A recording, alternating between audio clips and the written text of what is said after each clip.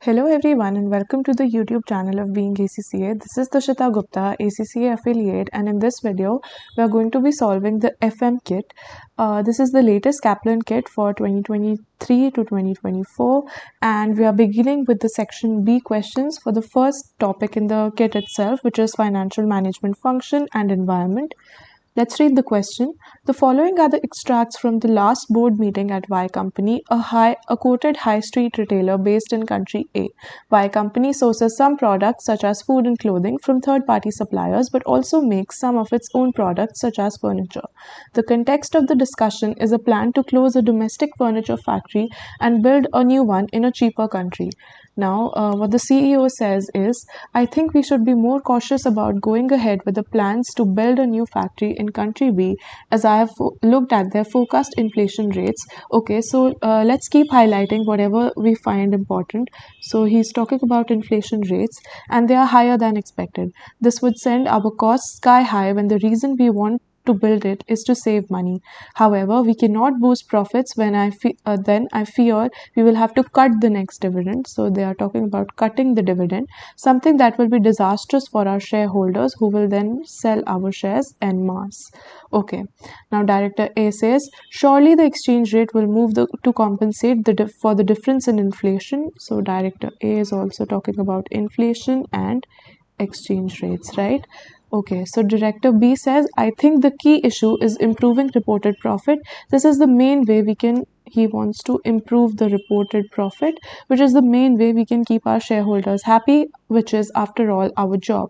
Sacking people in country A will only result in a boost to the share price due to the cost savings, as long as we keep the shareholders informed, that is. So he thinks that sacking people will only impact the share price due to the cost savings and not in any other manner.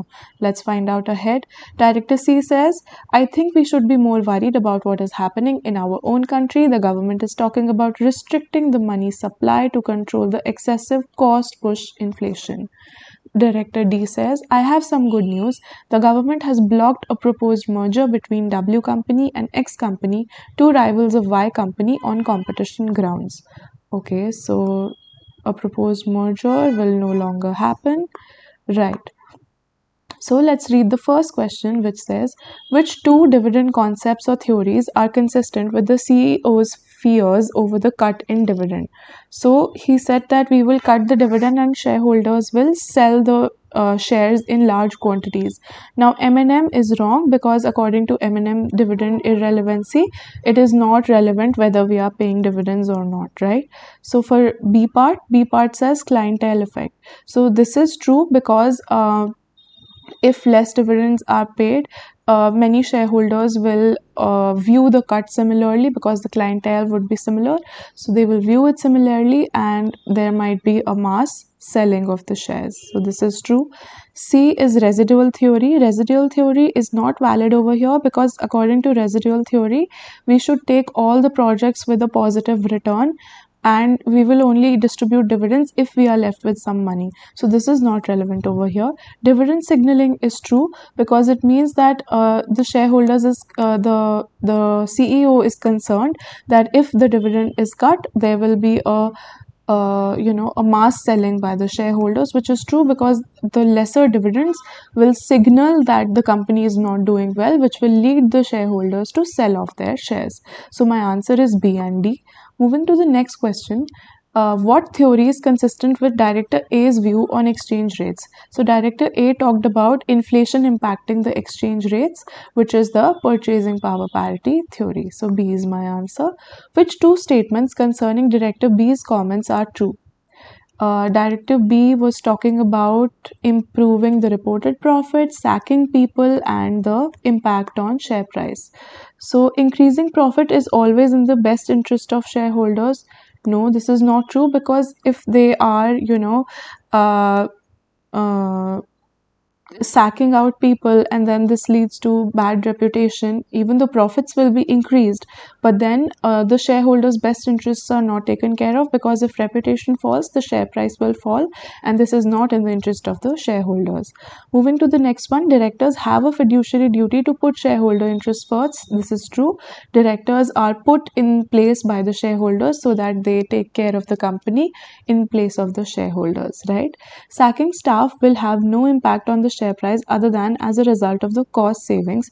Now, this is not true, because sacking the staff may also lead to bad reputation for the company, and this bad news about the company, the bad reputation, may lead to people selling their shares, and the market prices of the shares will fall down, right? In a semi-strong market, the share price of Y company will react when news about the new factory and any redundancies is made public. Now, this is true because whenever information is made public in a semi-strong market, the market adjusts that information in the share price. So B and D again are the right answers. Moving to the question D, which of the following statements concerning Director C's comments is or are true? Restricting growth in the money supply will have more impact on demand pull inflation than cost push. Now, this statement is true because if money supply is restricted, that means consumers will have lesser money in their hands to spend, so there will be a lesser demand. So, restricting the growth in money supply will definitely be more impactful in controlling demand pull inflation rather than the cost push inflation, right? Moving to the second statement, restricting the money supply may result in smaller businesses struggling to raise finance. Now, this is true because if the government has restricted the money supply, the banks will have lesser money to lend, and they will prefer to lend it to bigger businesses instead of smaller businesses. So yes, this is true that the smaller businesses will struggle to raise finance if the money supply is restricted by the government. So the third statement says restricting the money supply is a part of government's fiscal policy. Now, this statement is incorrect because money supply comes under the monetary policy. Fiscal policy is all about expenditures, revenues. The monetary policy talks about exchange rates, money supply, and inflation rates, etc. Right? So my answer becomes 1 and 2, which is option B. Moving to the last question for this question, which of the following is not a reason governments seek to limit monopoly power of companies? Output is produced at higher price than necessary. This is true. So this is not, we have been asked for not. Reduced incentive to innovate, that's right, because monopoly powers have lesser incentive to innovate, because since they are the only people selling that product, they do not need to invest a lot to innovate. They just, since they are the only player in the market, they would just sell whatever they want to, right? So reduced price discrimination is not a reason, because price discrimination is on the contrary more in monopoly power, because since there is only one company that is in monopoly of selling a product or service, they would be more likely to discriminate the prices among customers, among different customers. So this is not the reason governments seek to limit monopoly power. In fact, the opposite is the reason why governments seek to limit the monopoly power of companies. D is also correct, because since the monopolies charge high prices, so that new markets are also not new entrants are also not entering into the market. So this is also one of the reasons the government seek to limit the monopoly power of companies. With this, we have come to an end of this question, and let's continue with the second question. This is Arkwright Company. The senior management team of Arkwright Company are concerned that an imminent general election will mean a change in government. The two primary political parties have quite different economic policies. The CEO has stated, if the other party comes to power, then there will be a shift from managing the economy using monetary policy to managing it via fiscal policy. Each policy uses quite different methods to manage the budget deficit that the country currently has. The new potential government has also stated that it will use taxation as a way of controlling externalities. We need to understand these policies in order to determine how Arkwright will be affected by any change. In addition, the FD has stated, our shareholders use common measures such as earnings per share and return on capital employed to evaluate the performance of the company. One major shareholder's only real concern is that we maintain a consistent rate of dividend growth. We need to make sure that we evaluate the effect of any political changes, particularly if the corporation tax rate rises under the new government. So we have been given the dividends over the past 5 years. We need to find out the equivalent annual percentage growth rate in dividends over the past 5 years to one decimal place. Okay, so the formula that we have learned to calculate G, which is the growth rate, is D0 divided by dn, which is the last dividend. We'll take this one over here, divided by 1 raised to the power 1 by n and minus 1. So I'm just going to put the values over here. This will give me under root do is 0.21, dividing this by 0.15, raising this to the power 1 by 4, because these are the dividends that we are taking are of this is actually n minus 1. So I will take 4 over here and minus 1, and solving this on my calculator, I get my answer as 8.8. I get 8.78, but then we want it in one decimal place, so I will write it as 8.8%. Right? So this is my answer. Now there are dividends of 5 years, but why we took 4? Because the growth has only been applied to 4 years. 1 year is the starting year, and then these are growing by 4 years. So that is why we have taken 4 over here. Right. So let's move to the second question, which says, which two of the following statements about monetary and fiscal policy are correct? Monetary policy is solely concerned with controlling the economy using interest rates. That is not correct. There are a lot of other things also in the monetary policy. These may be money supply and not just interest rates. So this is wrong. Fiscal policy involves managing the economy using taxation and government spending. Now this is true, as we talked earlier also. Fiscal policy is all about government's revenue and expenditures. Government's revenue is nothing but taxation, and government expenditure and government spending are the same thing. If a government feels that inflation is too high due to rising aggregate demand levels, it may choose to lower the interest rates to try and reduce demand. This is wrong, because if the interest rates are lowered, this will encourage more people to borrow money. There will be more money in the hands of the people, and this will rather do the opposite. They will demand more, and this will not solve the problem of rising demand.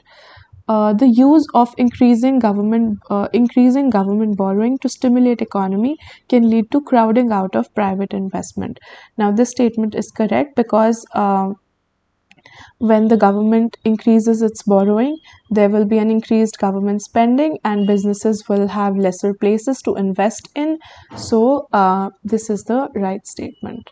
Moving on to the next question, if a country's government budget deficit is increasing, which of the following would represent the situation? A company's budget deficit is increasing. A country's government budget deficit is increasing. Okay.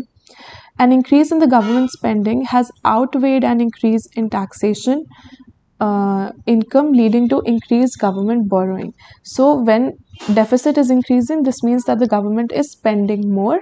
So they are spending more than what they are earning, so they will be borrowing. Now this is correct. This statement, let's look at the other ones also.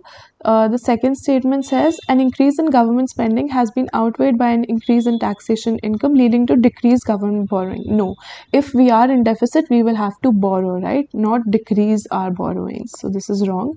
An increase in interest rates leading to increased government borrowing. So this has nothing to do with the interest rates. So A is my answer.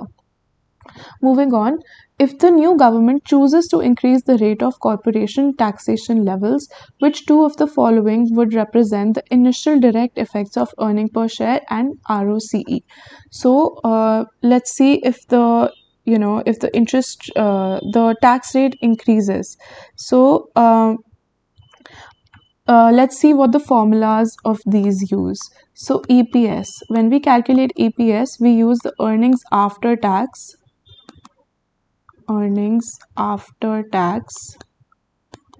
and then we divide it by the number of shares. So if the tax is increasing, this means that lesser amount will reach over here, and thus this will reduce our EPS. So according to EPS, B is one of the statements that we need to pick. And ROCE uses, in the formula of ROCE, the numerator is profit before interest and tax. So if the tax element which comes after profit before interest and tax is subtracted afterwards, so any increase or decrease in the corporate tax rates will not affect ROCE, so there will be no effect on ROCE, which means B and F are my answers. The formula of ROCE is profit before interest and tax divided by capital employed, right? Let's move on to the last question that we have. The following statements have been made about externalities. Externalities do not directly affect the consumer of the product that causes them. This statement is true. Externalities affect, indirectly, so they may not be directly affecting them. So this statement is correct. The existence of externalities suggests that there is a misallocation of resources. So yes, this statement is also correct, because externalities do not affect the consumers directly. So some people may ignore externalities, so they will still buy these products, and some people will not buy because of externalities.